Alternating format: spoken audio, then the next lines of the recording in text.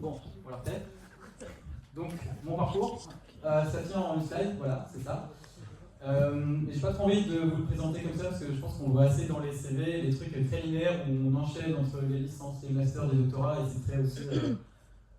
Ouais, voilà. Ça se passe pas du tout comme ça, aussi smooth après, enfin, dans nos têtes, dans les réflexions, dans qu'est-ce qu'on veut faire, qu'est-ce qu'on va pas faire.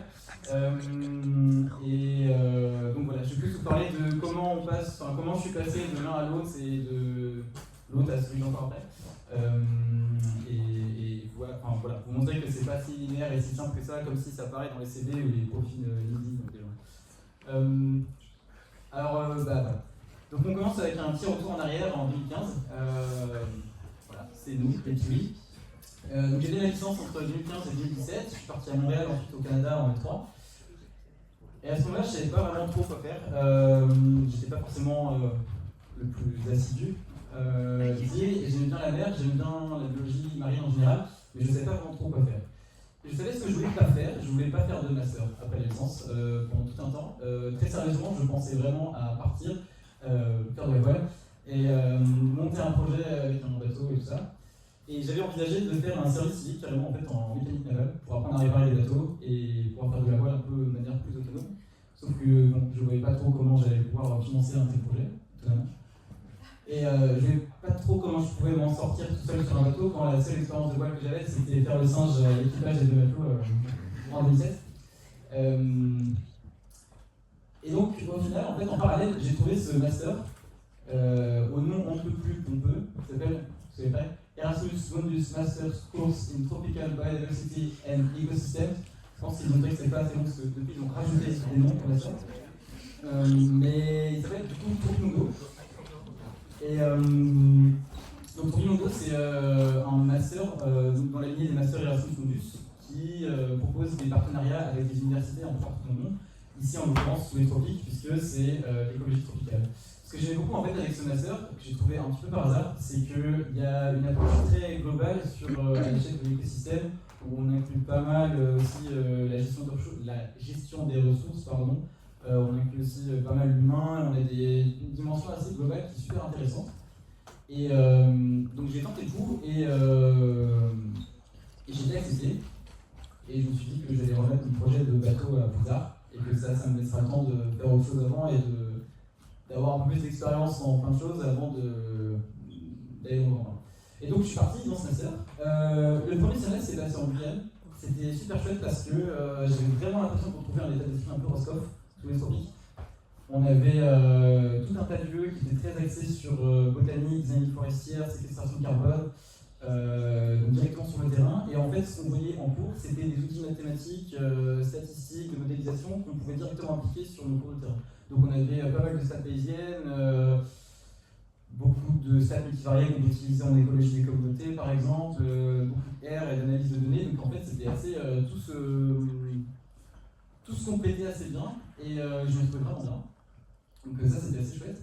Et le deuxième semestre de cette même année s'est passé en Malaisie, où là c'était un focus un peu plus centré sur les écosystèmes marins, comme les récifs coralliens, les mangroves, avec cette fois beaucoup plus de terrain et d'autonomie. Donc on nous apprenait à aller sur le terrain en groupe avec tout un tas d'instruments comme on peut voir ici. L'idée c'était d'échantillonner, faire des transects, récolter des données sur diverses thématiques et d'ensuite être un peu autonome et d'essayer d'analyser ça pour en faire des rapports divers et variés. Mais donc voilà, c'était assez complémentaire avec le premier semestre qui lui avait un peu plus de stats et qu'on pouvait du coup appliquer ici.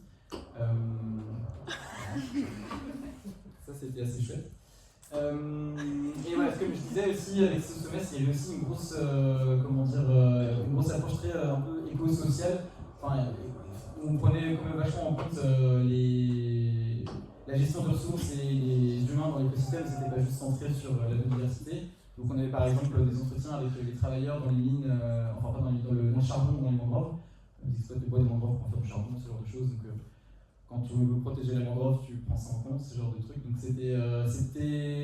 ça permettait d'éveiller les consciences quand même vachement. Moi j'avais 20 ans à ce moment-là, donc c'était ma première fois en Asie, c'était ma première fois en Malaisie du coup, évidemment. Et j'ai appris énormément en fait sur le tas et c'était très enrichissant. Donc ça m'a beaucoup plu, et après cet échec de projet bateau, je me dis, bon bah le master ça me plaît, je continue en deuxième année.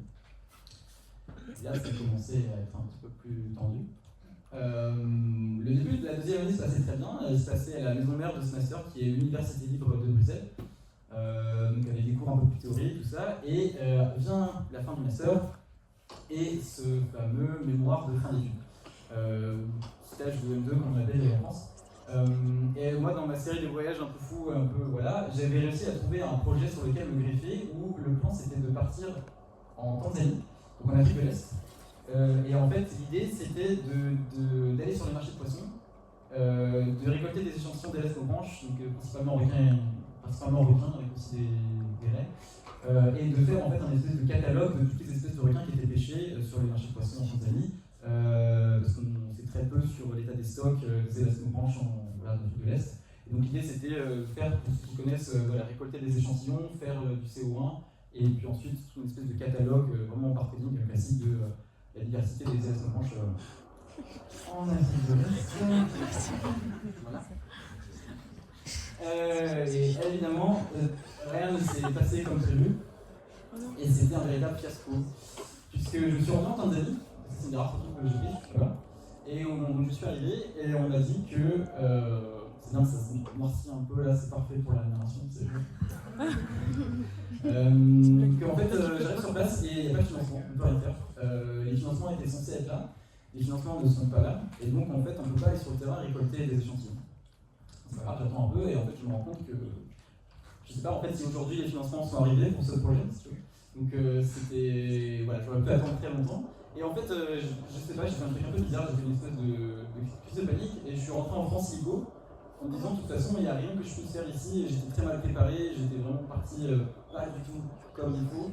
Je sais très bien ce qu'il ne faut pas faire maintenant pour préparer une mission. Sauf que cette anecdote elle se passe le 10 mars 2020 et on sait tous ce qui s'est passé après. Voilà, et donc je reviens en France début avril.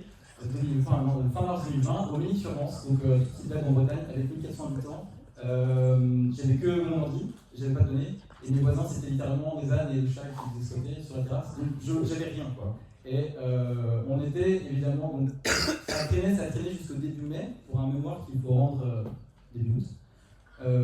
Donc autant vous dire que c'était pas la joie, et que là je me suis dit que j'allais en fait jamais finir ce master. La seule manière de m'en sortir, c'était de faire une revue bibliographique comme stage de fin d'études. Moi j'étais un peu déçu parce qu'à l'époque j'avais pas trop de skills en projet scientifique trop vraiment poussé, et faire juste une espèce de revue d'articles, bah, ça m'aurait vraiment un peu démoralisé. Et alors, j'ai sorti le petit argument à mon promoteur de master de l'époque, je lui ai dit écoute, j'ai une licence de maths, est-ce que... voilà, on la connaît. Est-ce que tu n'as pas des données qui sont déjà analysées, qui sont déjà récoltées, où je peux faire une espèce de méta-analyse de modèle de je sais pas quoi, mais quelque chose en fait pour terminer ce master et en finir.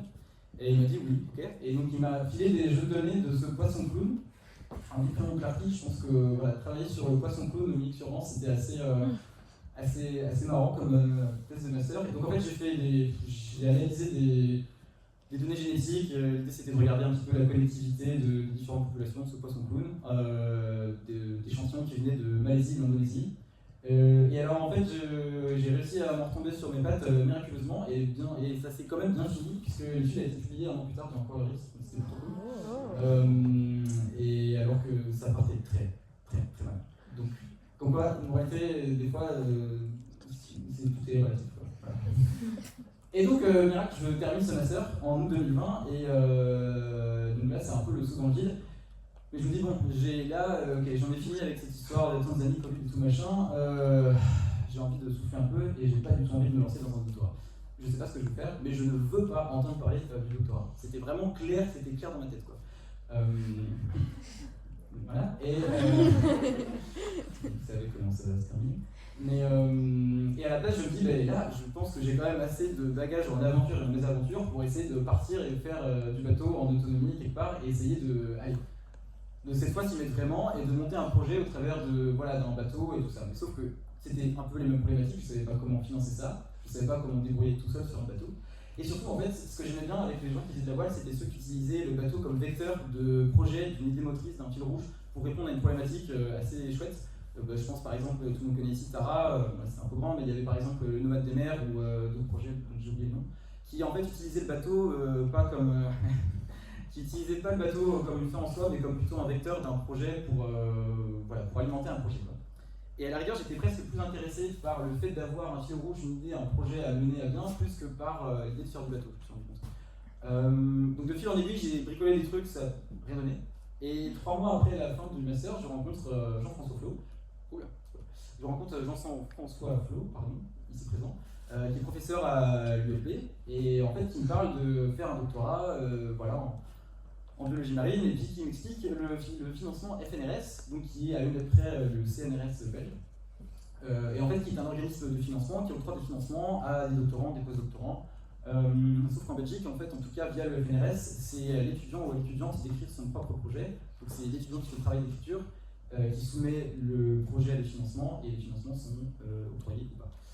Et je me suis dit, bah, c'est cool parce que. Et alors en fait, je me suis dit, bon, doctorat, il faut quand même que ça me plaise un minimum, et moi ce qui me plaît, c'était les récifs coralliens, et on avait un partenariat plus ou moins établi avec un institut de biologie marine à Oahu, sur une île dans l'archipel hawaïen. Et alors voilà, donc là je me suis dit, bah, ok, il y a une source de financement qui est établie. Donc déjà, comment financer le projet, on a des financements ici. Un fil rouge, non, alors ça c'est pas fil rouge, ça c'est, si jamais, comment y prendre, ben, je sais pas trop, mais en tout cas j'aurai une personne pour m'aider, donc ça sera quand même un peu mieux que tout seul. Et le fil rouge, bon, bah, on a a priori un projet qui va se tourner sur les récifs coralliens, donc c'est une dynamique, voilà. C'est un truc qui me motive, c'est un projet que je vais mener, et c'est... il y aura un projet un peu avec voilà, le côté voyage, aventure comme j'aime bien, mais surtout c'est un côté où on voyage pas juste pour faire du tourisme, et c'est voilà, un fil rouge et une idée motrice qui va alimenter mes journées pendant tout un temps. Et donc en fait, le projet a été accepté au FNRS, donc j'ai écrit un projet sur les récifs coralliens qui a été accepté en juin 2021, donc un an après mon master. Et donc en gros il s'est passé 1 an entre la fin du master et le début du doctorat où j'ai commencé ma thèse. Et donc je travaille sur maintenant l'impact de la mise à monde sur les récifs coralliens. Donc c'est ça mon projet, c'est ça mon fil rouge. Donc ça c'est une voile d'ombrage. Ça va marcher. Une voile d'ombrage qu'on a mis au-dessus d'un rack, on fait pousser des coraux. Et l'idée c'est de regarder en fait à quel point l'intensité lumineuse influence la biologie des coraux au niveau génétique, au niveau physiologique et morphologique. Donc on essaie d'avoir une approche type un petit peu biologie du système, enfin à ce niveau. Et voilà, donc je ne m'aventurerai pas forcément trop dans les détails, si ce n'est que bah, voilà. Donc ça c'est un peu ce que je fais. En fait c'est ce système-là qu'on appelle la nursery. Qui est en fait une plateforme où on a la manip en milieu naturel. Donc on a construit des racks et on fait pousser des coraux à différents profils d'intensité lumineuse. Donc c'est pas un bateau, mais ça flotte quand même, donc c'est cool. Et en fait, bah voilà, ça c'est le fil rouge en fait, que je cherchais pendant tout un temps. Et bah voilà, en fait, on fait pas mal de choses. Il y a beaucoup de maintenance, de prélèvement d'échantillons. Voilà, pour construire des racks, j'ai passé pas mal d'été à faire des modèles 3D de mes coraux pour regarder leur croissance, leur croissance. Donc voilà, et pour l'instant, le doctorat continue, et c'est trop marrant parce qu'en fait j'ai fait exactement ce que je pensais pas faire, et ça me plaît vachement. Ah voilà, et ça c'est une autre photo de la nurserie en dessous, ça c'est l'espace sur lequel je travaille, qui s'appelle Montipois Capitata, ou Corail Crinderie, si vous préférez, et voilà. J'en parlerai pas. Si vous voulez me parler de ce corail, voilà, je peux en parler longtemps, mais c'est pas trop le sujet là. Et voilà, donc pour résumer, voilà, mon parcours c'est ça en fait, clairement, mais moi je vois plus comme un truc un peu pas trop linéaire où on essaye des choses, ça nous amène dans des endroits où on pense pas trop aller, ça foire pas mal, et puis en fait, au bout d'un moment ça finit par marcher. Voilà. Donc, morale de l'histoire, n'ayez pas peur de tenter des trucs, parce que des fois ça marche pas, mais ça vaut quand même la peine, et des fois ça finit par marcher, et ça en vaut aussi la peine. Et moi je suis assez pour le fait aussi de ne pas faire quelque chose juste pour prévoir nécessairement l'étape d'après et qu'est-ce qui vous mettrait le plus confortable pour la suite, parce que les choses ne se passent pas toujours comme prévu. Et des fois vous allez être tenté par des choses que vous ne pensiez pas. Voilà. Merci pour votre attention.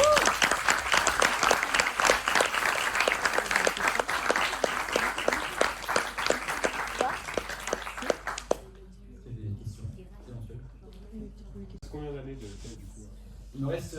Alors oui, en Belgique, du coup, la thèse ça dure 4 ans, et là j'ai fait presque 3 ans entiers, donc il me reste une grosse année.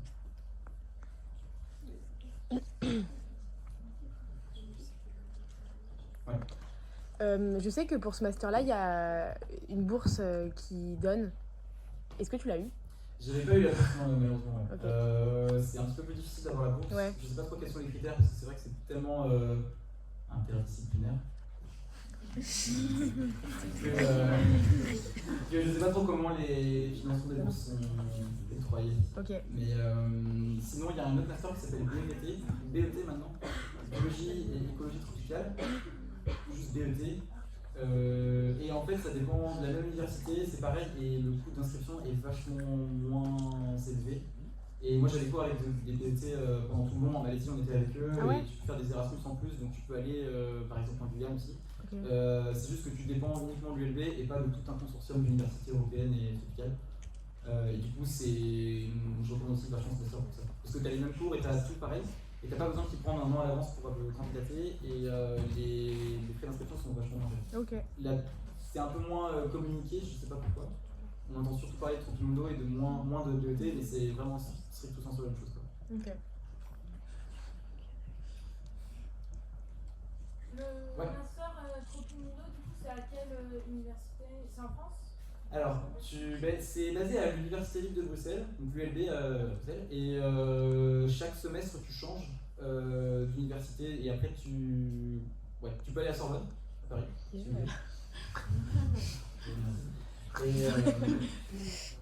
Et sinon, il y a pas mal d'universités.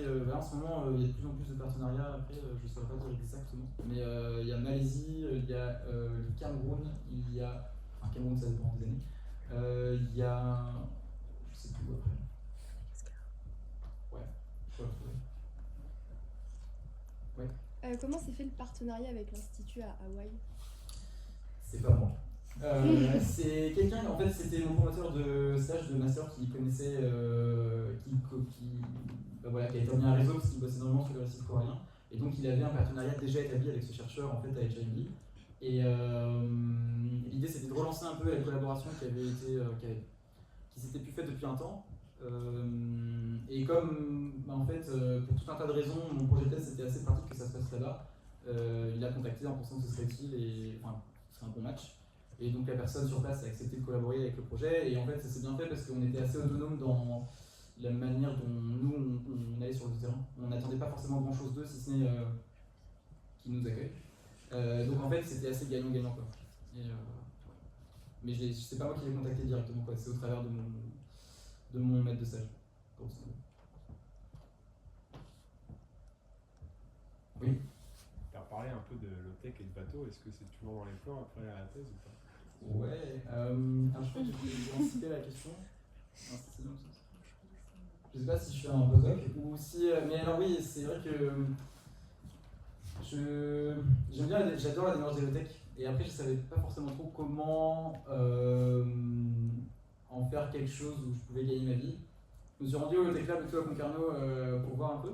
Et je pense que c'était plus une source d'inspiration à mener des projets que j'aimais bien, qui me paraissaient, auxquels je m'identifie bien, plutôt que juste purement faire de la low-tech pour ça. Je crois que j'aimais bien la démarche, je trouvais qu'en fait le projet du Low-Tech Lab et tout, un truc comme hyper abouti.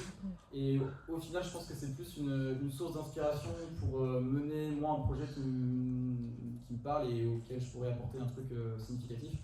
Plutôt que les low-tech pour Après, inclure les low-tech maximum, c'est cool. La nursery, typiquement, c'était chouette, ça m'a bien parlé parce que c'est fait avec des trucs recyclés de doc pour je sais même plus quoi, ça a été réassemblé. C'est un côté un peu Sticks and Stones qui est sympa.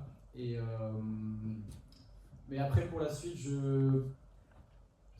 mais c'est pas grave parce que j'ai jamais vraiment reçu. Donc...